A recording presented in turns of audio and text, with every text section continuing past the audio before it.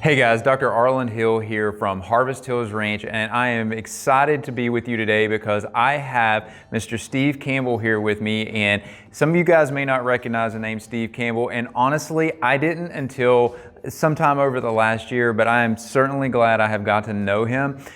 Steve is with Tailor Made Cattle up in Idaho, but why I think it is such a value to have him here today, I've been at a conference with you all weekend. We've been here, and I've been learning from you all weekend. And you guys know that being in the healthcare field, I always like to look at my patients. I want to see what feedback my patients are giving me. Well, Steve has been teaching me how to do that with cattle. And so I thought, I've got him here. I want to ask him a few questions and have him give some feedback on a couple of things that I think are probably important for you guys, things that you might want to know. So first thing I want to know, Steve, is, and that these guys are going to want to know is every cow out there a candidate for finishing on grass? Should every cow be grass-fed and grass-finished? In a perfect world, they should be. But Okay. we've headed down the feedlot system for so long that not very many are. There's a particular shape that works for grass finishing. They're on a really grass finished animal. They're going to be a larger back end on them. They have to have a wedge. They have to have a large belly so that they can digest what they're ingesting. We don't want them with their toes pointed out on either end. Shiny hair coat is vitally important because we know that their hormonal function is better. They can get more out of everything they eat, which will lead to a healthier piece of meat and a more nutritious, more mineral-rich piece of meat. I think this is so important for individuals to hear, because I think a lot of times, and I know I was guilty of this myself when we started ranching, is that I would ride past pastures and I would see cows out there and I would think, oh, well, those are just cows. Those cows should be finished on grass. They shouldn't have to go to the feedlot. And the truth of that is that, as you just said, not every animal is really suited for that. It takes an observant eye by the rancher to be able to actually look at those animals and see which ones are truly going to be the best fit, which ones. And I think this was so outstanding to me when I first heard you say this. You can literally look at those animals and see which ones are going to have the best butterfat, which ones are going to have the best marbling in their meat. And we can look at a live animal and work towards seeing that in our herd. So the butterfat, the tender meat in that live animal, very fine bones, unusually fine bones for the size of the animal. The longhorn have very small knee joints, very fine cannon bones associated with tender meat. A lot of vertical folds indicate a loose hide. A shiny, slick hair coat indicates good glandular function. All of those things will tend to lead to a better eating experience. Perfect. So let's do this. Let's switch topics for just a minute here, okay? Let's talk minerals. Most people think minerals for human consumption. They know that there's some benefit. Maybe people have thought about taking some calcium or some magnesium, these types of things.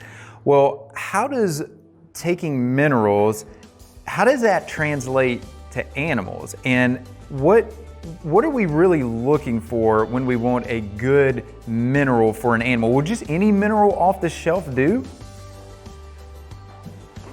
Boy, you asked a long question.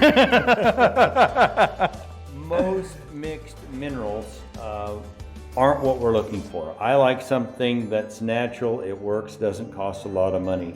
Sea minerals, ancient sequestered old ocean floors, tend to be the cleanest minerals out there. If we can just get enough of the minerals where they're getting more than they need, they'll excrete what they don't need, we get mineral-rich animals.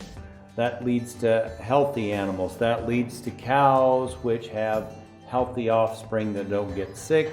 The more minerals that we get in them, they'll excrete those they don't need, a more flavorful piece of meat.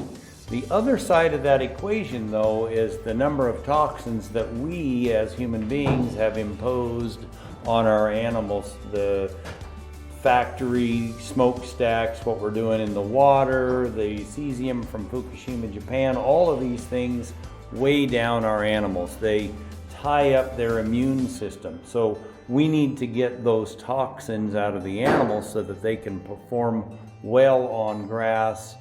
We get an animal that finishes in a timely fashion, that is mineral rich for flavor and toxin free, so we don't have the effects and the off flavors that come from the toxins in our environment. So to me, it's really the perfectly designed system, right? You have these ideal minerals in nature from these ancient seabeds, as you were alluding to there. The animals ingest those. They have better glandular function. They have better immune function. We just have an overall healthier animal that doesn't require as many inputs and toxic inputs at that to be let into that animal. And then when we end up consuming these animals, we have a healthier meat that we're consuming, and our health gets better, right?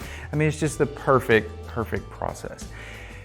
The earlier in life we can get those minerals going into the cow, so she's got a clean, mineral-rich intrauterine environment, that calf does better for the rest of its life. You'll never get that really high-quality meat unless you start early, even before the cow got pregnant, trying to get the right minerals in and their toxins out.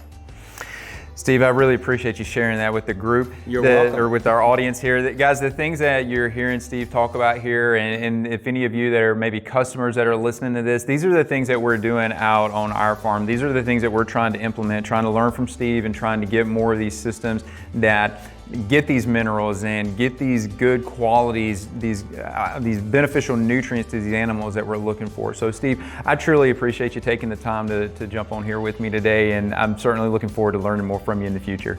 You're very welcome. Thank you, sir. Take care. All right.